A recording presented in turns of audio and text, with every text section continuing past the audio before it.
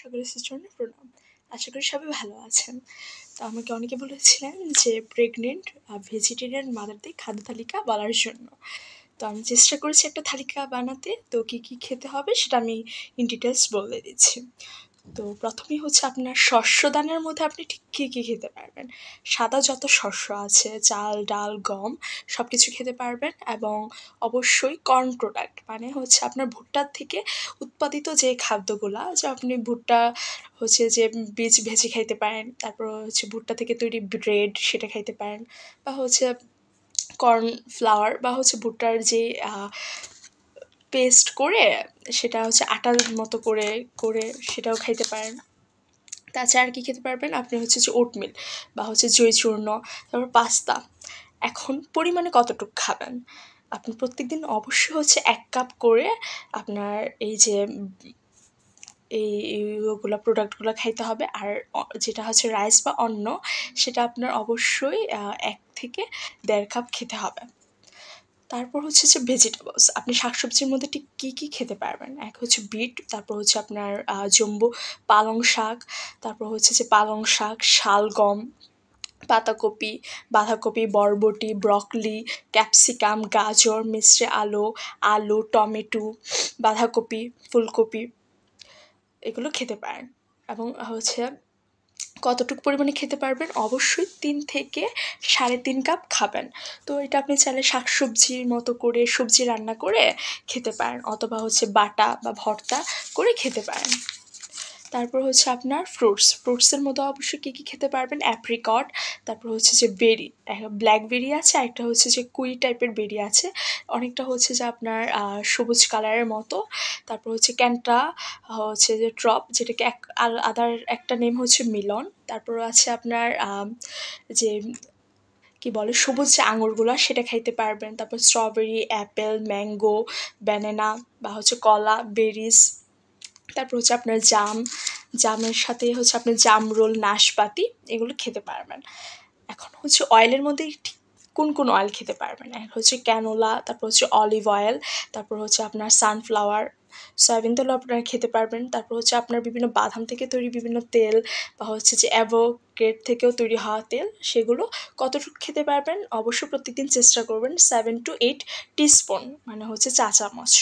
আর dairy product বা হচ্ছে milk জাতীয় প্রোডাক্টের মধ্যে আপনি মিল্ক, চিজ বা হচ্ছে আপনার ঘি, তারপর হচ্ছে টফো, দই এগুলো খেতে পারবেন, অবশ্যই হচ্ছে 3 কাপ। তো আপনার বলা হয় যে প্রেগনেন্ট ওমেন মাদারদের অবশ্যই আপনার প্রায় আধা লিটার হচ্ছে আপনার মিল্ক খাওয়া উচিত। কিন্তু যদি সম্ভব না হয় তাহলে সেক্ষেত্রে অ্যাটলিস্ট আপনি 1 কাপ, মানে সরি 1 কাপ না, 1 গ্লাস খাইতেই হবে। তারপর প্রোটিনের মধ্যে হচ্ছে আর কী আছে, যেমন রাজমা খাইতে পারেন, সয়াবিন, তারপর হচ্ছে ছানা, তারপর হচ্ছে আপনার বিভিন্ন ধরনের যে ডাল মিক্সড ডাল করে খেতে পারেন, যে আপনার মুগ ডাল, তারপর মাসের ডাল, বুটের ডাল এগুলো। তারপর হচ্ছে আপনার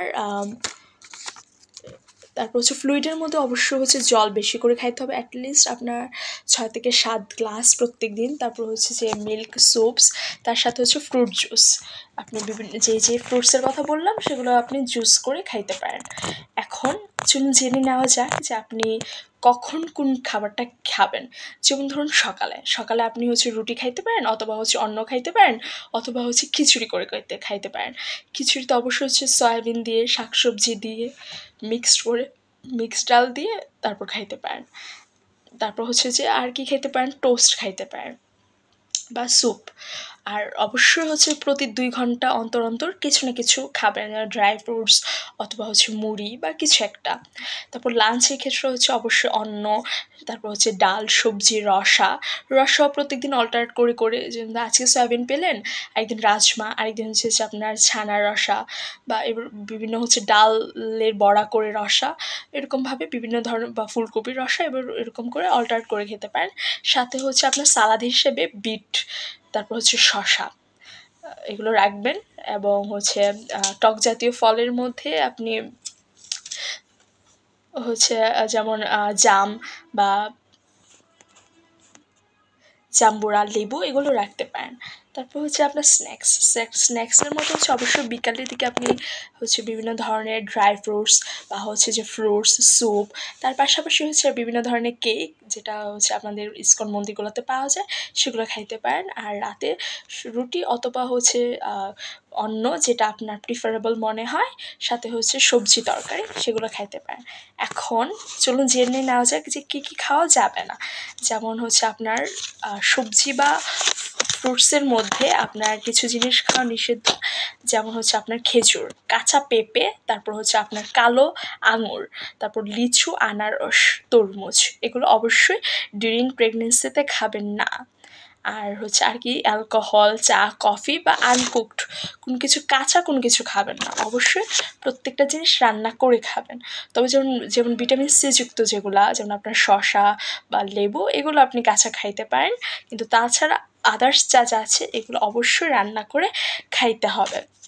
আর অবশ্যই প্রেগনেন্ট ওমেনদের এটা মাথায় রাখতে হবে যে হচ্ছে তিনি খাচ্ছেন মানে তার বাচ্চা খাচ্ছে, তো অবশ্যই সেই রকম পরিমাণ অনুযায়ী বেশি বেশি আমি যতটুকু পরিমাণ বললাম সেরকম খাইতে হবে। আর প্রেগনেন্সি স্টার্টিং থেকেই বা হচ্ছে প্রেগনেন্সি আপনি যখন চিন্তা করতেছেন তার আগে থেকে আপনার অবশ্যই আয়রনযুক্ত খাবার আর হচ্ছে ফলেটযুক্ত বা ফলিক অ্যাসিডযুক্ত খাবার বেশি করে খাইতে হবে।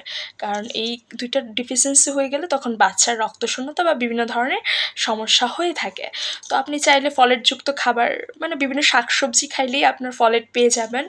আর আয়রনযুক্ত খাবারের মধ্যে হচ্ছে আপনার যেমন ধরুন বিট, তারপর হচ্ছে আপনার ড্রাগন, তারপর লাল শাক, তারপর হচ্ছে কচু শাক, পালং শাক, এগুলোতে হচ্ছে আপনার আয়রনযুক্ত খাবার আছে, আনার, এগুলা। তো এগুলো খাবেন, অথবা আপনি হচ্ছে সাপ্লিমেন্টেশন নিতে পারেন, যেমন বিভিন্ন ট্যাবলেটের আকারে পাওয়া যায়। সে ট্যাবলেট হচ্ছে ডক্টরের পরামর্শ অনুযায়ী, অবশ্যই হচ্ছে ডক্টরের সাথে পরামর্শ করে কী ধরনের ট্যাবলেট খাবেন সেগুলো জেনে কখন খাবেন সেটা জেনে নেবেন। আর প্রেগনেন্সিতে একটু হচ্ছে যে চেষ্টা করবেন একটু সাবধানে চলার। আর অবশ্যই মানে টুকটাক এক্সারসাইজ করা উচিত, ভারী কাজ না, তবে কাজের মধ্যে থাকা উচিত। আর তার পাশাপাশি বিভিন্ন হচ্ছে গ্রন্থ, স্টাডি, জব, এগুলো করবেন। তো আশা করি ভিডিওটা কারো যদি উপকার হয়ে থাকে অবশ্যই লাইক, কমেন্ট, শেয়ার করে দিবেন, অপরকে জানার সুযোগ করে দিন। হরে কৃষ্ণ, প্রণাম।